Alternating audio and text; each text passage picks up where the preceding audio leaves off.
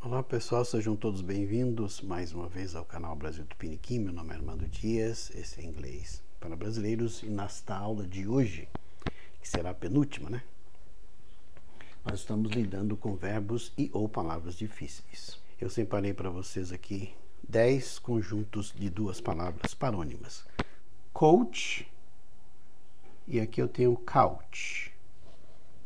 Veja, é praticamente a mesma palavra, né? Aqui eu tenho coach, que quer dizer treinador, técnico, né? Um treinador de time de futebol, normalmente chamado de coach. E eu tenho couch, que quer dizer sofá. Você olha para um treinador e diz, nossa, que treinador bacana. What a nice coach. Você olha para um sofá e diz, what a nice couch. Condone e condemn. Então veja, condone, condemn. Você percebe aqui que esse N ele é mudo, ou seja, você não pronuncia, mas ele está aí. Condemn quer dizer condenar, né? Uma palavra latina. E condone tem nada a ver com condemn. Condone quer dizer compactuar com alguma coisa errada que alguém faz. Então, eu não concordo com isso, eu não coaduno com isso. Então é condone, coaduna. We all condemn corruption. Então veja, condemn, condemn. Todos nós condenamos a corrupção. Agora, com condone. I don't condone his behavior. Eu não concordo, eu não apoio o comportamento dele. Número 3, eu tenho aqui um grupo bem curioso. Die, die. Como você vê, são homófonas, no mesmo som. Mas aqui é tingir, tingir cabelo, tingir roupa. E aqui é morrer. Morrer. As duas são regulares, então é só acrescentar de para o passado. Então é died, died. Are you ready to die? Você está pronto para morrer ou tingir o cabelo? Depende, né? Número 4, eu coloquei esse grupo aqui, por quê? Porque isso aqui é um verbo, esse aqui também é verbo. Só que este verbo no passado se assemelha muito com esse no presente, a sua pronúncia. Então aqui é yell, yell. Se for no passado, você vai dizer yelled. Yelled. Aqui é yield. Yield. É um I meio longo, né? Como se for 2 Is. Então, yield. Aqui no passado é yielded. Então, não tem muita semelhança com isso. Mas o passado desse e o presente desse se assemelham muito na pronúncia. Então, veja, ó. Yelled. He yelled at me. Yell quer dizer gritar com alguém. A mãe grita com o filho, você não tá me entendendo, etc. Aí o filho fala, why are you yelling at me? Por que você está gritando comigo, né? He yelled at me. Ele gritou comigo. E yield quer dizer dar frutos, ou frutificar, ou frutos, ou colheita. Good trees yield good fruits. Né?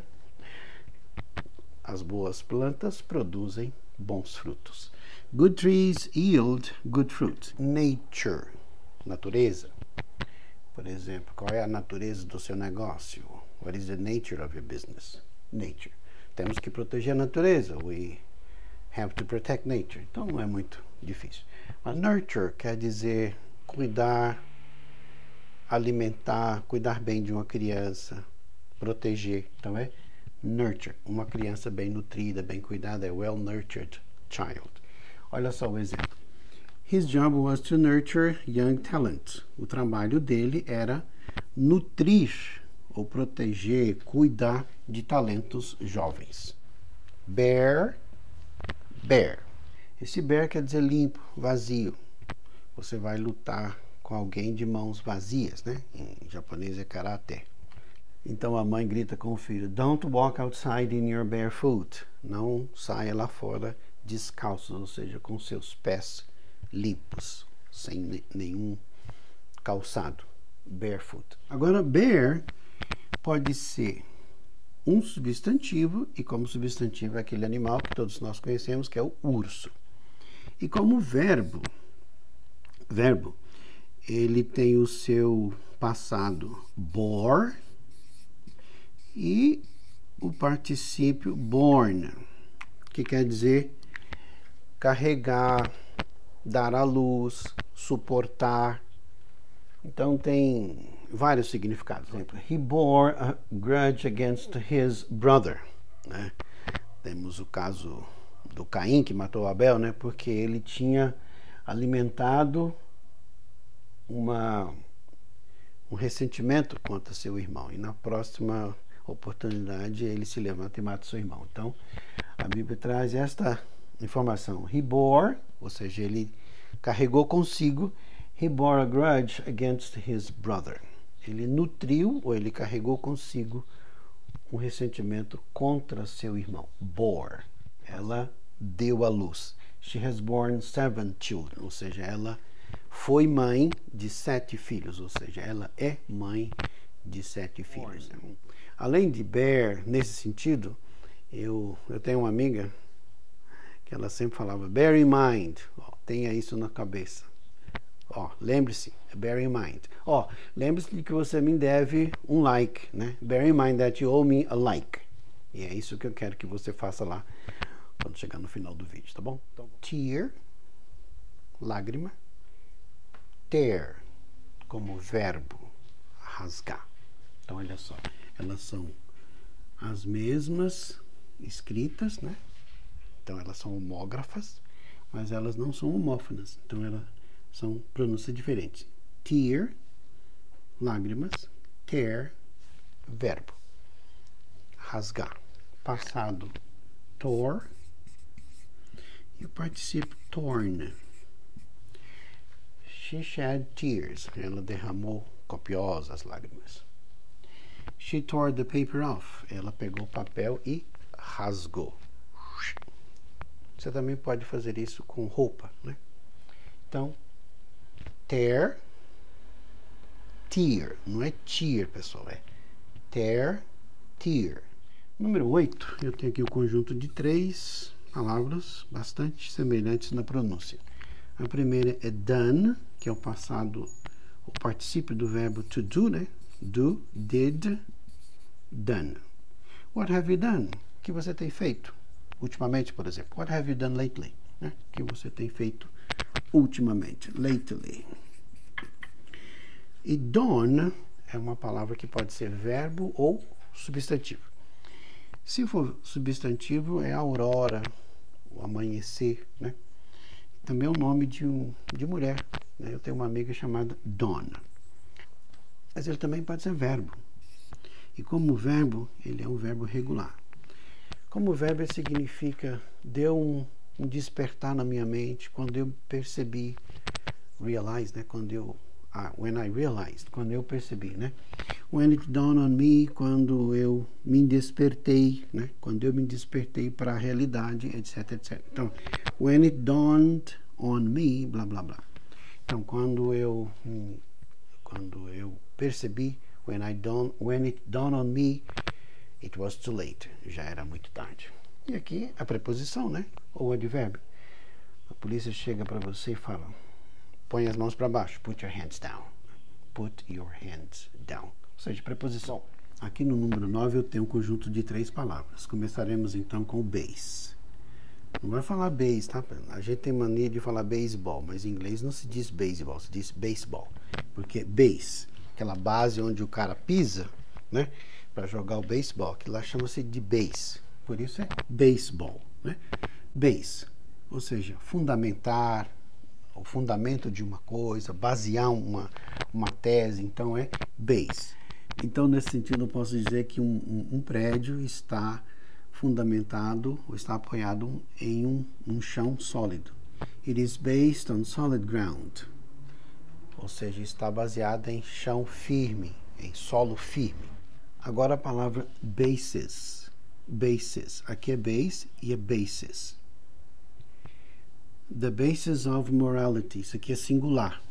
Então aqui é singular e aqui é plural. Então do singular para o plural você troca o I pelo E. Então aqui é basis com som de S. Mas aqui já é bases com som de Z. Curioso, né? Enquanto o singular você pronuncia com S, o plural você pronuncia com Z. mas é o mesmo sentido, ou seja, fundamentação, os fundamentos da moralidade, por exemplo, the basis of morality, os fundamentos da moralidade. E aqui a mesma coisa, né? The basis, mas agora é Z, the basis of his speech, por exemplo, speech. É aí, né? Escrevi errado, pessoal. Vou escrever de novo com uma outra letra. A gente tenta não errar, mas não adianta, né? Então é speech. Speech. The basis of his speech, ou seja, o fundamento, as fundamentações ou os fundamentos da sua fala. E finalmente nós chegamos ao final, que é uma palavra muito interessante. Uma se escreve com A e a outra você escreve com O. Algumas palavras, como por exemplo wall, você escreve com A, mas você diz O. Então aqui é wonder, wonder, wonder. Quer dizer, vagar, perambular, deixar a mente vagar, né? His mind is wandering, a mente dele está vagando. Então, wonder. E aqui é o one, né? Que é o mesmo som da palavrinha sun, por exemplo. Sun, comfortable, company. Então, é esse som aqui, one. Então, é wonder e wonder. Wonder, wonder.